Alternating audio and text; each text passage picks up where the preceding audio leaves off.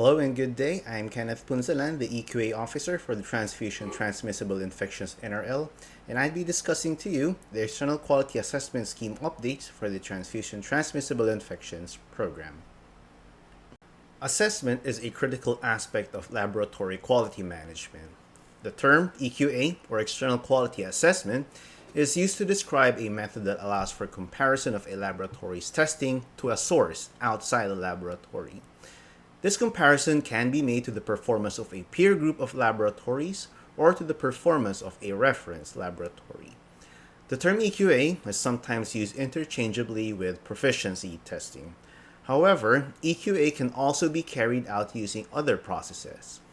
EQA is here defined as a system for objectively checking the laboratory's performance using an external agency or facility.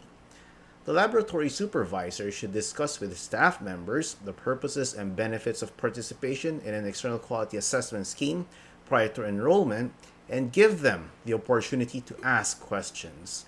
It is essential that staff members do not view quality assessment as a way of penalizing technicians for bad work, and it is important to encourage the staff members to feel responsible for their work and to feel proud if they have done well and to stimulate them to improve if they have done less well. The participating laboratory should have no objection to undergoing training if this proves necessary. Now here are the indicators of laboratory quality. So here we have the internal quality control and the external quality assessment scheme. So just a differentiation between the external quality assessment scheme and the internal QC. The results are known for your internal QC, but for external QA, it's unknown. The results are available immediately for your IQC, and for the EQA, these are later received when the reports are available.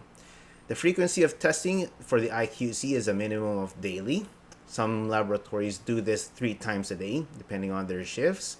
And for the EQA, this is done periodically throughout the test event cycle. Now for the IQC, the concentrations are pretty much the normal and abnormal range, but for the EQA, you have multiple concentrations.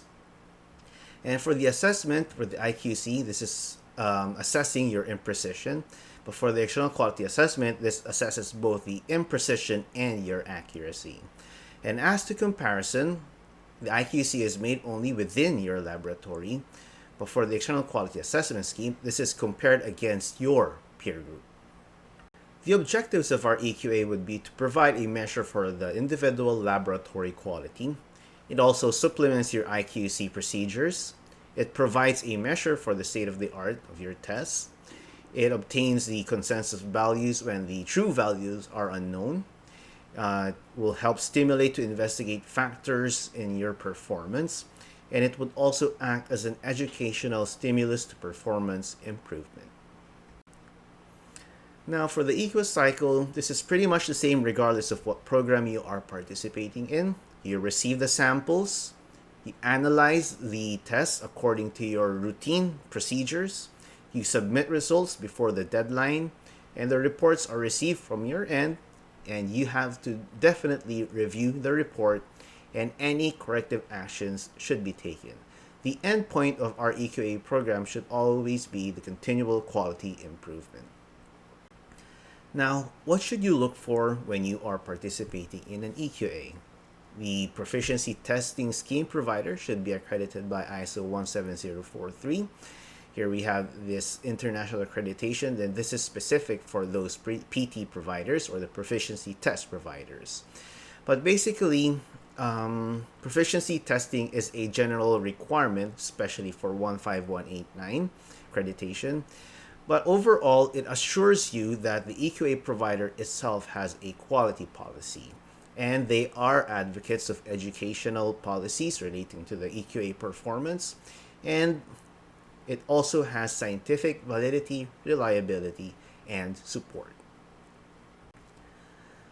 So education from your EQA would be to know the frequency of the methods you are using, performance of your methods, both the accuracy and your precision, the susceptibility of methods or your current methods to interference, including other analyze and matrix, and the interpretation of your results. Now, what should you look for in your EQA report? Of course, it's important for the turnaround time since your corrective actions to be taken would be proven significant before the start of the next test event, because any corrective actions that you have taken from the previous performance will be reflected in the previous, or rather in the next cycle. So is the report electronic or paper? Of course, we have an advantage. If this is electronic, you receive it faster compared to the paper trail.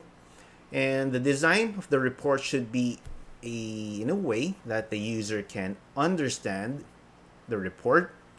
How would they take appropriate action? It would also be providing education, and it should be able to achieve the goals of our external quality assessment scheme. But overall, the report should show the laboratory performance against your peer group and against the reference result, and it would monitor your performance over time. Now, what would be the knowledge required to interpret the EQA result? Now, the most important property of the EQA sample is what we call our commutability. The significance of this is something that one has become more and more aware of in our recent years. A commutable EQA sample behaves as a native patient sample and has the same numeric relationship between measurement procedures as is observed for a panel of patient samples.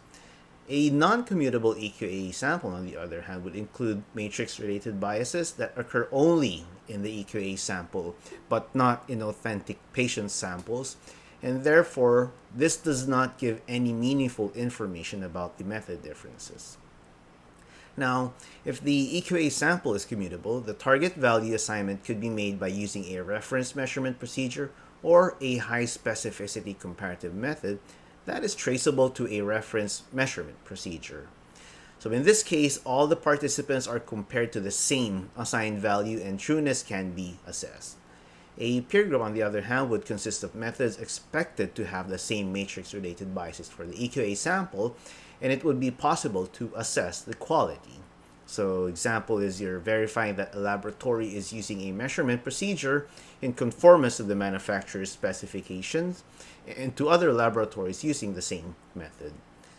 A limitation would be the number of participants in each group, and then therefore the uncertainty of the calculated assigned value would be larger in a peer group with few participants compared to a group with many participants. Our EQA results are meant to reflect the results of patient samples, and in most of the schemes, the participant is asked to perform a single measurement of the EQA sample.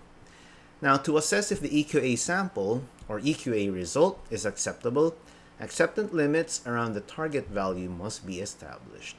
And the acceptance limits can be considered as regulatory, statistical, or clinical. Between lot variation in the reagents used in the measurement procedure may influence participant assessment in your EQA.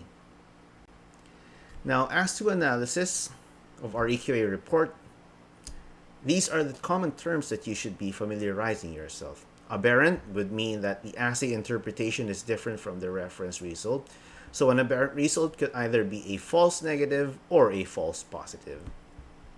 While an outlier is a statistical observation that is markedly different in the value from the others. But as to peer group, these are a group of participants using the same tests for testing, and this is commonly used for identifying outliers during analysis. Now, performance reports may vary according to the EQA provider. The specific report here shown is specific to the report provided by the One World Accuracy System, which is the provider that we use for the Transfusion Transmissible Infections program. So this is your old sample performance report. Previously, this is just a combination of your quantitative and qualitative report. So on the first row, you have the participant information, the programs that they are trying to participate in, and when the result deadline was. Next row, we have the sample condition. When were the samples received? Were the samples received in good condition? And any comments provided by the laboratory are shown here as well. And as to the third row, this is the overall report and assays and methods that are being used by the laboratory. So here in this assay, they were using the Roche Alexis HIV Combi Eclia. And we have here also the unit of measurement, which is what we hear as COI, or cutoff index. Again, it would be important to read your assay manufacturer insert to determine what is your unit of measurement, since this varies according to machine.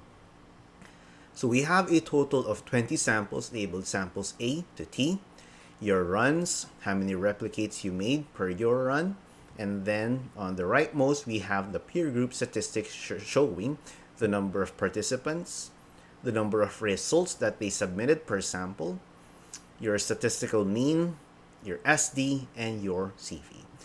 In this specific report, we can note here that this specific laboratory, on their first run, they tested the sample already in duplicate. So this is common for laboratories that are providing special treatment for their own samples or for their EQA samples. But routinely, samples should be tested only in single runs, and any reactive samples, they are repeated in a second run and repeated in duplicate, as what is mentioned in your assay manufacturer insert. Next up we have is the qualitative report. So it's basically similar to the quantitative report, but what is shown here now is the interpretation of your results based on your quantitative results. So samples that are reported as negative here or reactive are compared with the reference result that is established by the National Reference Laboratory based on their samples. So just to give you an overview, based on previous trainings, screening results should be interpreted as either reactive or non-reactive, and confirmatory results are interpreted as positive and negative. However, OASIS reports that differently. So regardless of the results that you receive, you have only the option to report this as negative or reactive. Again, this is only applicable in the OASIS or in the one world accuracy system, right? So just to interpret these report, so here we have the result provided by the laboratory. So you just have to compare that with the reference result, whether these are concordant, so meaning you got the same answers. And you could check your peer group count. So how many participants were able to get the number of concordance. So in this peer group specific for this Roche Alexis HIV Combi Eclia assay, this specific peer group had concordance of 100% with the reference result. Here we have the updated sample performance report as generated in our OASIS. It's basically the same as your quantitative and qualitative report as was previously shown, but with the addition of your box and whisker plot as shown here. And since the box and whisker plot are shown in each of these performance report, the samples shown here are limited to 5 samples per page. And these are distributed or much more thicker as compared to your previous report. So what is a box and whisker plot? So a box and whisker plot or diagram, it is otherwise known as your box plot. This is a graph summarizing the set of data. And the shape of the box plot would show how the data is distributed, and it also shows any outliers. Now, how can we interpret a box plot? So these can be done once you understand what the different lines mean on a box and a whisker diagram. Now, the line splitting the box in two represents your median value. This shows that 50% of the data lies on the left-hand side of the median value and 50% lies on the right-hand side. The left edge of the box would represent the lower quartile, it would show you the value at which the first 25% of the data falls up to. And the right edge of the box would show the upper quartile, show that 25% of the data lies to the right of the upper quartile value. The values at which the horizontal line stop are the values of the upper and lower values of the data. And the single points on the diagram will show you the outliers. So this is just a continuation of the previous first page of the report. The assay used here is the Abbott Architect HBS AG Qualitative, CMIA, and its unit of measurement is what we call the S over CO, or the sample over cutoff. So basically, a lot of people are still used to reading the actual numbers rather than interpreting the box and whisker plot. But it would be easier if you have the box and whisker plot, so it can easily give you a good visual on where you are in the peer group, right? So that's for the samples F to J, samples K to O, and samples P up until T. And going into the qualitative report, there we have your interpretation against the reference result and through the peer group counts. So if you could see here, there are 20 samples again, and if you could see the concordance with the reference result, we could see here that there are certain samples to which there are laboratories or participants that were not able to get 100% with the reference result. So that's for sample A, sample C, D, and sample L, sample N. So we have basically quite a number of samples. But again, that's for the peer group. So that means within your peer group, there are a number of participants that were not able to get the reference result. But if you could be looking at the grade column, this specific laboratory was able to get the reference result. Therefore, there is a check mark denoting that this is acceptable. So in summary, here we have the graphical representation of your performance of your qualitative interpretation. So the blue rectangles or column bars are denoted as blue for negative, and the pinkish bar are reactive samples. And since we have a check mark, this specific laboratory was able to get the concordance with the reference result. All right, so moving forward, here we have a sample performance report of an aberrant result. So looking into sample K, this laboratory made one run on their sample and it only has one replicate. So this is a reactive result since the interpretation or the unit of measurement is S over CO. Any value above 1 is considered as reactive. Any value below 1 is considered as non-reactive. So you could see sample K as 1000 plus, and the peer group mean is also at 1000 plus with an SD of around 89. So that would mean that this is a reactive result. So looking into the box and whisker plot, we could see here that your interpretation or your result is within the upper quartile of the median. So that's sample K. Sample Q here is 1000 as reported by the laboratory, and the peer group mean is around at 1000 as well. So looking into the box and whisker plot, we can see here that the result generated by the laboratory is also within the upper quartile range.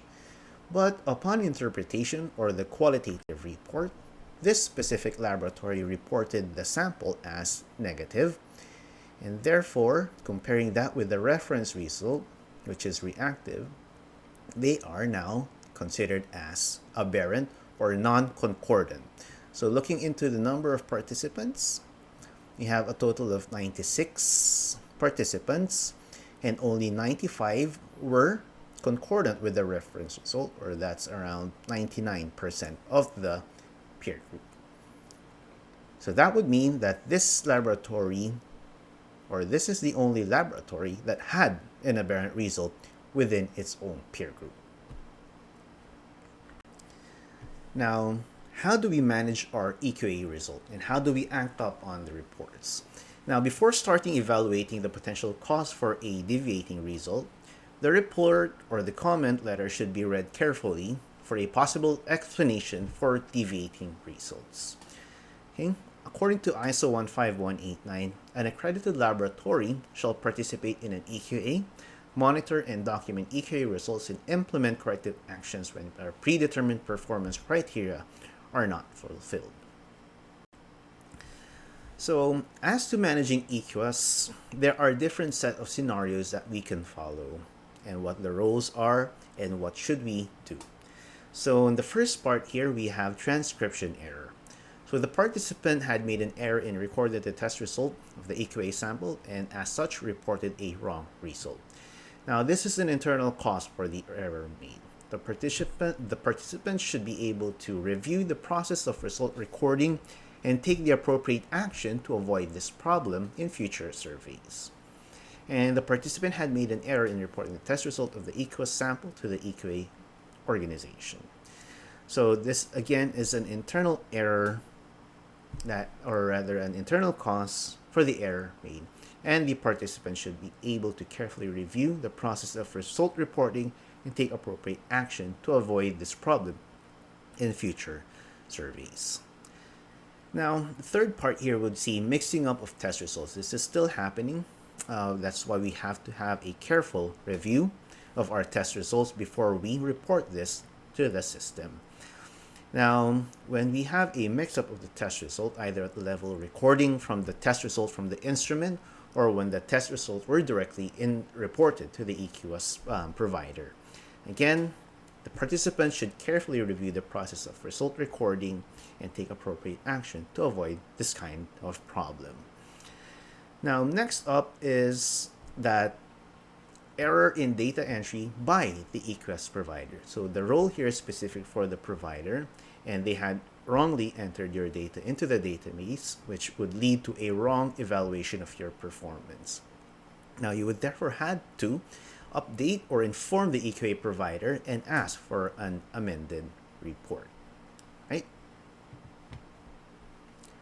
So as to pre-survey issues, the EQA provider had usually distributed inappropriate sample material. Like the sample material is not commutable for your specific method. Like the sample material used by the EQA provider behaves for your specific method that is not identical to a real patient sample. So again, it's important to look into the samples provided by your provider to check for commutability, as this may definitely affect your performance report. Now again, it is the responsibility of the EQA provider to write a note about the issues in the report or the comment letter. If this is not shown, you can ask the EQA provider and ask for an amended report or a comment letter. So if you could see here, majority of the pre-survey issues are being handled by the EQA provider itself, since a lot of these errors can be done at the level of the preparation itself by the provider. So another example as shown here on this slide would be that the provider had made a mistake in labeling the samples. And as such, the evaluation is not in correspondence with the description of the sample information or the expected values. Again, it is the responsibility of the EQA provider to write a note about this issue and write it in the report or the comment letter. Another scenario would be that you have received a wrong sample because of an error in the packaging provided by the provider.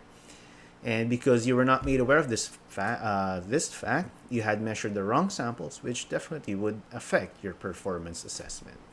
So again, it is still the responsibility of the EQA provider to update the participants of this specific issue. But again, it is also the responsibility of the participant to check whether they have received the correct samples as soon as possible after receipt. So again, if this is not done by the participant, it is also the responsibility of the participant if incorrectly received samples are still measured. So next up, we have the sample receipt and sample handling, and it is the responsibility of the participant to address these kind of issues. Now, the participant is definitely informed by the EQA provider about the dispatch date of the samples through an annual survey schedule or a predetermined schedule that are announced to their own websites. If there is a delay in the delivery of the samples in the laboratory of the participant, this may be caused, for instance, by wrong information made available to the EQA provider about the details or the wrong distribution within the hospital. And any delays could lead to bad test results. So again, please evaluate carefully the delivery and distribution of the samples and take appropriate action to avoid these kind of problems in future surveys. Now, if there is a systematic delay in the delivery of the sample, for example, of post services for our country, the EQA provider should be informed and another way of delivery of the samples should be used. For example, another courier service. Next would be the inappropriate storage of the samples still used. The samples were not stored in a proper way after receipt. For instance, this always happens most of the time. They were not put immediately into the refrigerator upon receipt, and this can also lead to bad test results. And another example would be that the instructions were not followed properly by the participant. So therefore, it is your responsibility in acknowledging this mistake in handling the samples. So an example that we can provide here is that the sample used in this table, in this survey, was tabled for a shorter period in time as usual, and you did not notice this written in the instructions. Therefore, you did not measure the sample within the stable time period. And again, this also may lead to bad test results. Another factor to consider during managing your EQUAS results are your test performance. So, if the manufacturer has made changes in the test constitution or in the procedure, they should have made the user aware of this. And if this is not done, the manufacturer should be informed and ask for improved communication in future cases. And the laboratory should evaluate or validate the revised test procedure and adapt the test procedure when necessary. So something also to consider also, was there a problem with the equipment? And it's always common that before the start of the EQA performance or the EQUAS test event, all laboratories are communicating with their suppliers to have their equipment undergo preventive maintenance, even though that these are not scheduled for these PM. So you would have to review the operation status of the equipment at the time that the EQUAS samples were measured. And you also have to check whether there was a problem with your reagents. You have to review this quality of the reagents so you could get in touch with your manufacturer.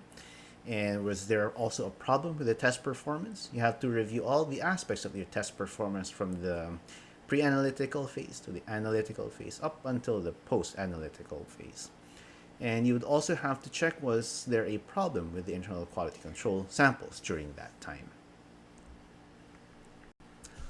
Now, as to the data handling for the EQA provider, the responsibility solely lies within the provider, as it is the responsibility of the provider to provide information about the statistical procedures used, and we also have to review as NRL whether there was a problem with the statistical method being used for this particular data set.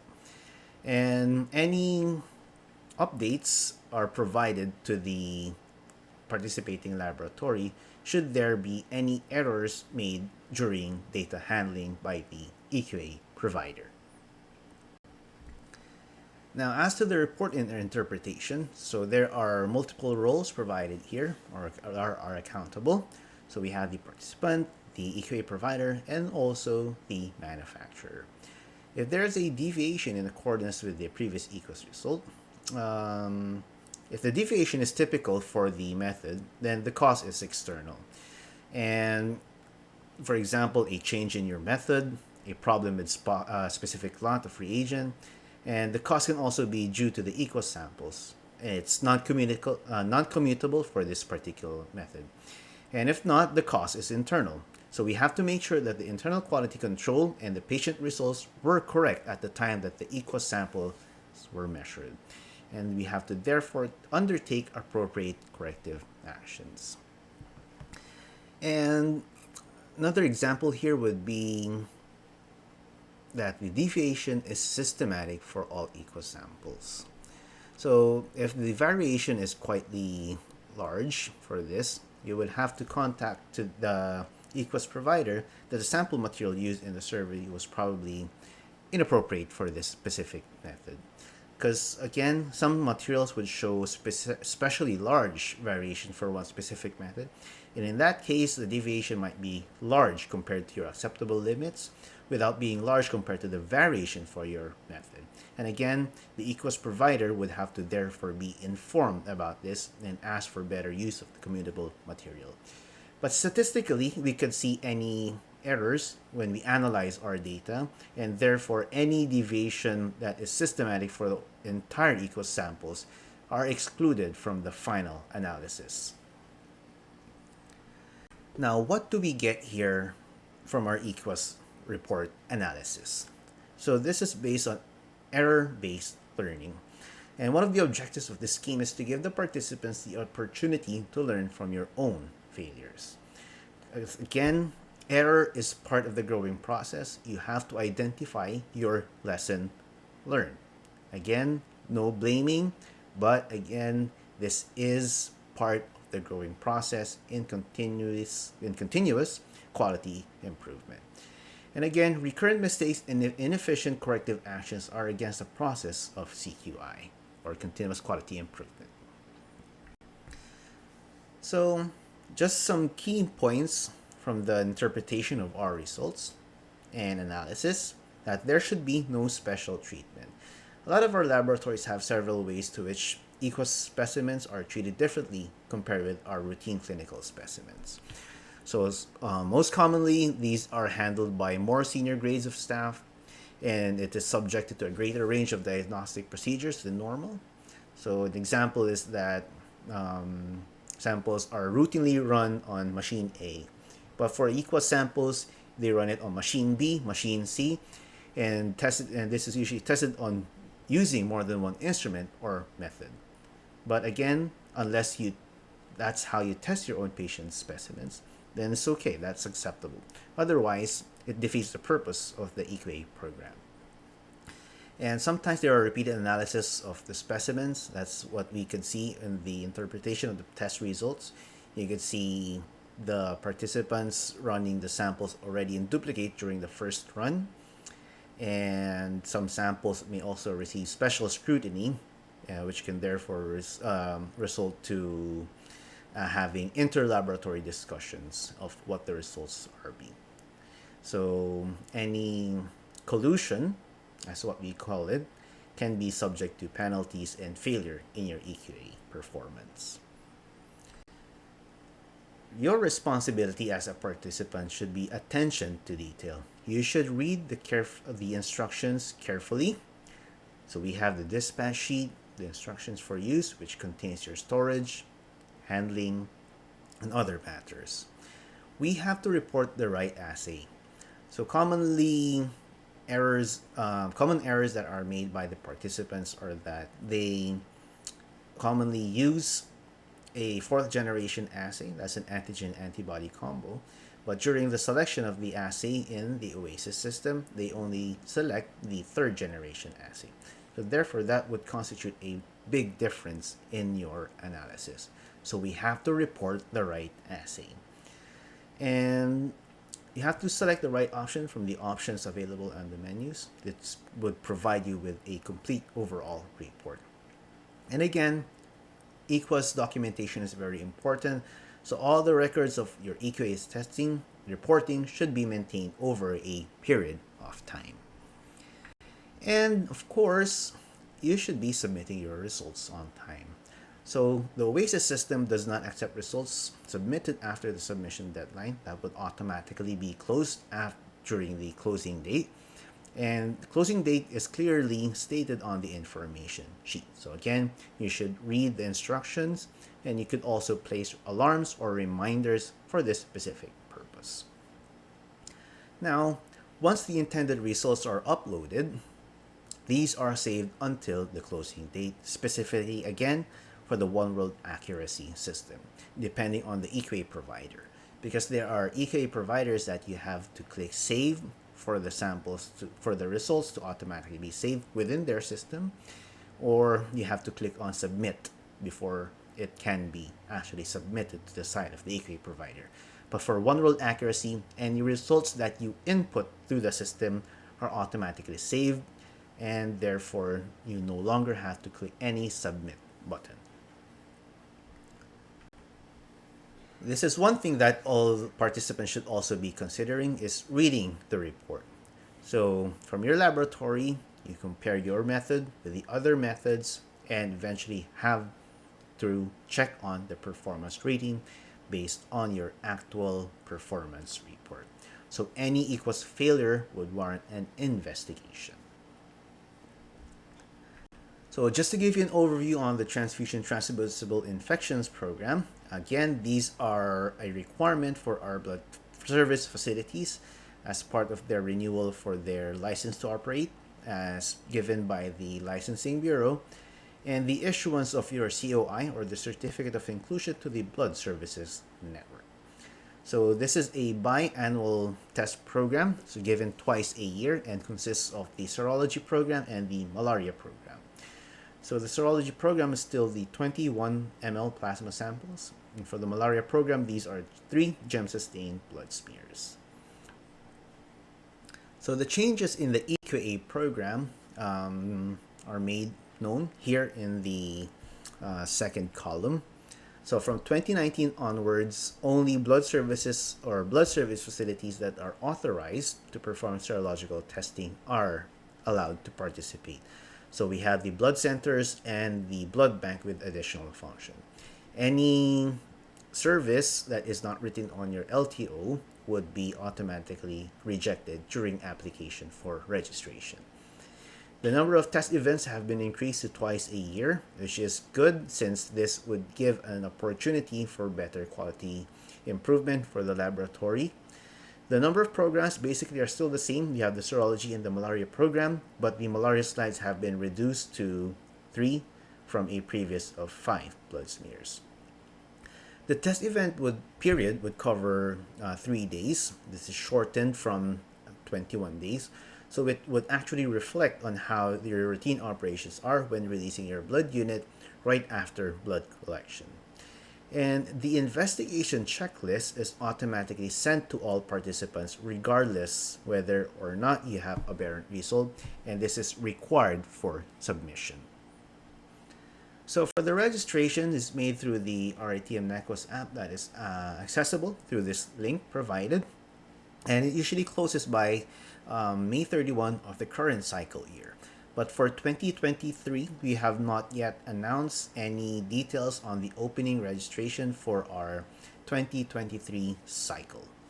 So when you register, you have to ensure that all information entered are correct and that contact details are accessible. That's important. And the online registration for the one-stop shop was piloted only this year, or rather last year, 2022. And that there should only be one account per facility that will cover all programs offered by RITM.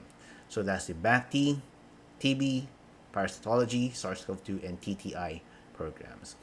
So all registration concerns are being handled by the RITM NECOS office and not the National Reference Laboratory. So One World Accuracy System, or OASIS, this has been our informatics system provider for the last 10 years. And this is an informatics system developed and hosted by One World Accuracy Group that is based in Vancouver, Canada. These are a series of computer programs that process and store and manage data from all stages of medical processes and tests. So before we start our actual EQUAS program, we have a huge repository of samples in the Philippines. So the panel preparation involves several steps, including sample banking for the serology and malaria program, so that we have a sufficient amount of samples for all our participants. So these samples are characterized using different test kits for detecting HIV, hepatitis B, hepatitis C, and syphilis. And in our case for the malaria program, we have tapped the assistance of the malaria NRL to acquire samples. But due to the difficulty of acquiring malaria positive serum samples, it was agreed upon that the malaria blood smears are to be provided instead.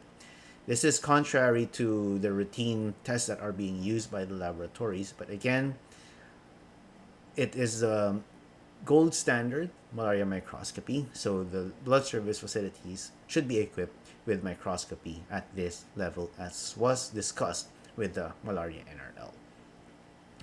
And next would be the sample preparation, which would involve homogeneity. And this is to validate that the samples were adequately mixed, and stability testing to assess the rate of sample deterioration, since our country is an archipelago and sample stability can be affected during shipment to these sites. And for quality control purposes, each process is validated by a second person to ensure for correctness. Now, last will be the packaging and shipment of the samples, which consists of several activities, including your labeling, transferring of samples to the cryovials, and the panel box. The instructions are provided in the package, aside from the electronic email, to ensure that they read this. And a memorandum of agreement is also made with our local courier prior to shipment. And again, each process is validated by a second person for QC purposes. Now, the test event period would basically be receiving the samples, you test the samples, submit the results, and you receive your assessment. So all of these are communicated to you via email, so it is important that you constantly read your emails during an active test event. So our naming nomenclature for the programs has a meaning. So HVHT is the abbreviated name of the program. That's HIV, hepatitis, and treponema. The number 4 would denote an EQA program. The number of 3 would show the number of test events, and 20 would show you the number of samples. In our case, that's HVHT 4220 and MLRA 423. Okay? So as to our test event period, this is common, again, for all the test event period, regardless whether this is the first or the second test event period for the transfusion transmissible infections program. So an email shipment notice is provided to you 1 week before shipment, and the shipment period would cover a period of 5 days. And the test event period would be 3 days, and the release of the preliminary results and submission of your investigation checklist for a period of 2 days. So again, you have to put all of these schedule in your reminders to ensure that the appropriate reports and checklists are submitted on time. Now, during the test event period, you would be receiving some reminders as to the test event closing and opening as well. And during the test event opening, you would also be provided with a set of worksheets and instructions as well. Now, during the actual test event period, some calls and emails are received from the participants asking for assistance in accessing their OASIS account.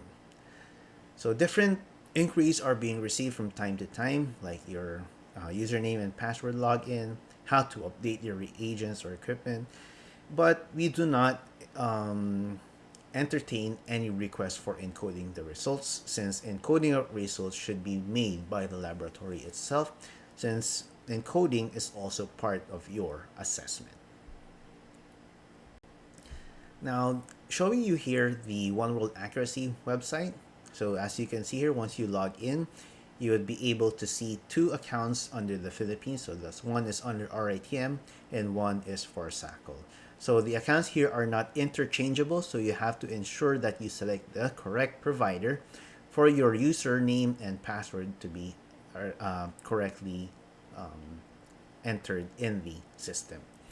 So once you log in to the page in the dashboard, this is what you would see. on the actual splash screen. So any results are encoded through the test event dashboard, and performance reports are shown in the middle tab. So again, encoding is done online. The data is automatically uploaded, and all the results can be edited up until the deadline. As to the data analysis, this is based on standards. This is ISO 13528, or the statistical methods for use in proficiency testing by interlaboratory comparisons. So this is where OASIS comes into play, because all the analysis are based on this specific standard for our interlaboratory comparisons. Now, when we analyze our data, the following criteria must be met for a testing to be rated as poor in the EQS panel. First would be the use of rapid test kits for blood donor screening, the use of unregulated testing assays, non-submission of your investigation checklist, and the incorrect identification of aberrant result in the investigation checklist. Now, as to reporting, we provide the preliminary report right after the closing day. So this would contain the reference result for the samples panels that was provided during the test event, and a troubleshooting guide is also included in your preliminary report. The performance report is usually released 2 weeks after the closing date, and right after that, we provide you with a test event summary report together with the certificate of proficiency towards the end of the cycle. So again, the certificate of proficiency is given only towards the end of the cycle. So this is not given per test event, but overall per test event cycle. Now, as to penalties and sanctions, if you were able to correctly identify your errors in the checklist for the first test event, then you could proceed with the next test event. Otherwise, if you were not able to identify correctly the error in the checklist, there would be sanctions and penalties that would be made and communicated to the specific laboratory. So here's what happens. If you failed the first test event, so therefore you would no longer be able to join the second test event, and your licensing status would be reclassified. However, if you passed the first test event and failed in the second test event, you would automatically be reclassified. So again, it is very important that all errors are identified in the investigation checklist for you to be able to proceed to the succeeding test event and for your license to be renewed. So again, as I mentioned earlier, failure may be a result of use of rapid test kits, use of unregulated assays, non-submission of the investigation checklist, or incorrect identification of the aberrant result in the checklist. So what would happen if you fail during the test event? So you would receive a notice indicating your performance, and the licensing bureau would come into play, telling you to suspend all testing. And in this case, blood program would also be assisting to network you with the lead blood service facility within the region. You would therefore have to pay a penalty and for you to be able to proceed to the second test event. And on the second test event, or the succeeding test event, if you pass that, your testing is automatically resumed. But if you fail it, you would automatically be reclassified. So a question commonly being asked is, what is the investigation checklist? What is its purpose? Do we have to submit it? I don't see any aberrant results in our performance. So this serves as a tool for investigating the performance of the laboratory at the end of the concluded test event. And it is used alongside the preliminary report, which contains the reference result of both the serology and malaria panels. And again, this is required for submission regardless whether errors have been observed or not. So we as the NRL, we want to facilitate optimal patient care by providing a comprehensive EQA service, particularly for our TTI program. And through the education and promotion of best practice, it also helps to ensure that the results of the investigations are reliable and comparable wherever they are produced. So, just to give you an overview of the performance of the laboratories during our 2022 test event. So, for the first test event, we had a total of 203 registered participants. And for the serology program, we were able to find 20% findings from of these participating laboratories. 8 of them had late submissions for the investigation checklist. 3 were not able to submit. 14 had unidentified errors, and 5 were able to use rapid test kits. As to the malaria program, this is not included in your rating, but we regularly see findings from our participants since blood service facility is not really equipped with malaria microscopy. So 11 participants were able to identify their aberrant results, and 11 were not able to identify. Going to the second test event, we now had a total of 198 participating laboratories since 5 of them were not able to join the second test events due to their performance from the first test event. But it's still alarming that we still get quite a number of findings from our participants. For the serology program, that's 14% of the total. 1 was still not able to submit. 9 had unidentified errors, and 19 were able to identify their aberrant results. For the malaria program, this has definitely improved. This is at an all-time low of 3%, and 4 participants were able to identify the aberrant results, and 2 were not able to identify. But again, the EQUAS process does not end there. We would then inspect these sites with an objective to verify and check the processes of the blood service facilities, specifically to aid them in identifying areas for improvement in the technical aspect of blood screening and to perform root cause analysis of errors identified during the recent test event. And a written report is submitted to all the stakeholders at the end of the process for regulatory purposes. So as our ways forward, it has been the ultimate objective at the DOH level to have a unified EQA information management system. So how can that improve our service? And through this, it would facilitate collaboration among NRLs. It would improve the analysis of the national laboratory quality centrally at the DOH level.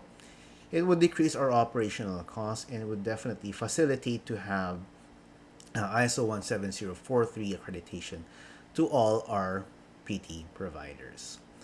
And again, it on the side of the participant, it would decrease the repetition and duplication of registration since we have a one-stop shop, and it would that also decrease the cost of participation. It would also improve the laboratory level quality management of the participating laboratories.